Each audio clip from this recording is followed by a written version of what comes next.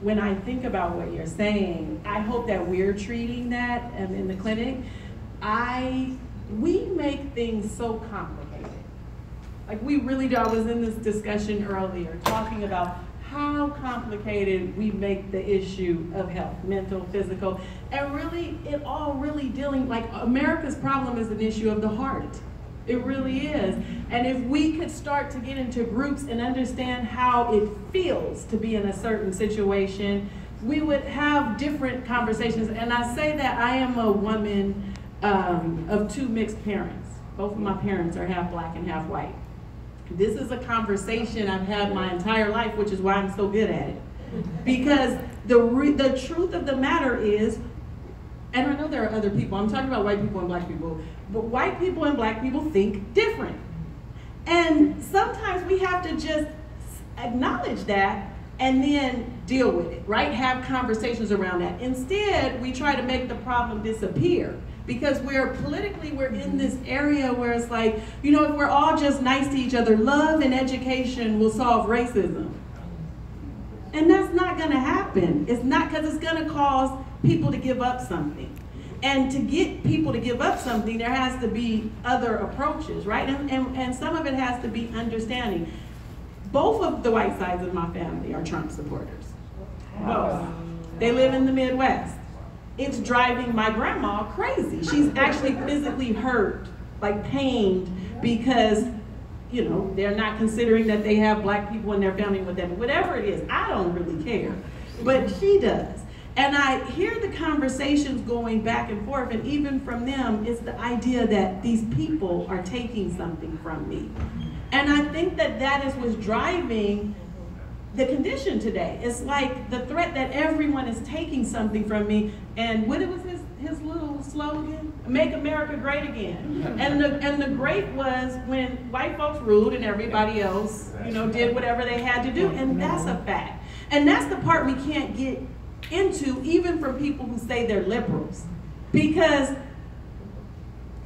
well, there's lots of reasons, but I'm saying it would take me all day to do that. But what I'm saying is, like, we're not really dealing with the conversation of the heart. Like, America was formed based on racism, period. Everything we do, everything Don is talking about, the educational system, everything we're talking, racism has affected everything in the United States, and we don't want to talk about it. We keep wasting money. If we put $2 million here, it'll fix it. But it won't, because we're not dealing with the issue, and the issue is equity.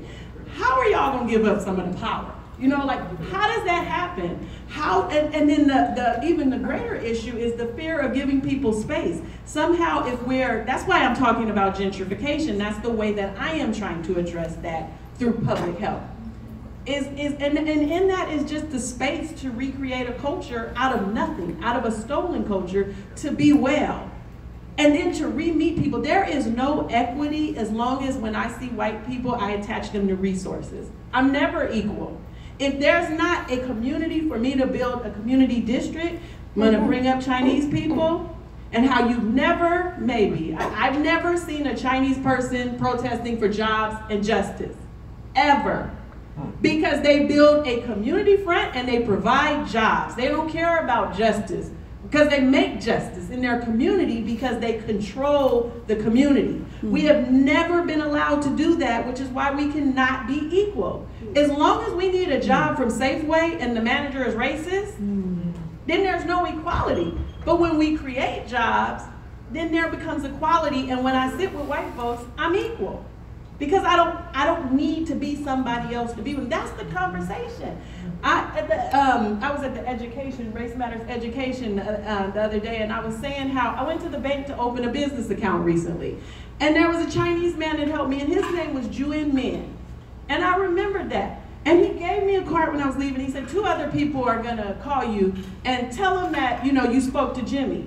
And I said, but you just told me your name is Juan Min. He said, it's too hard for them to say. They just call me Jimmy.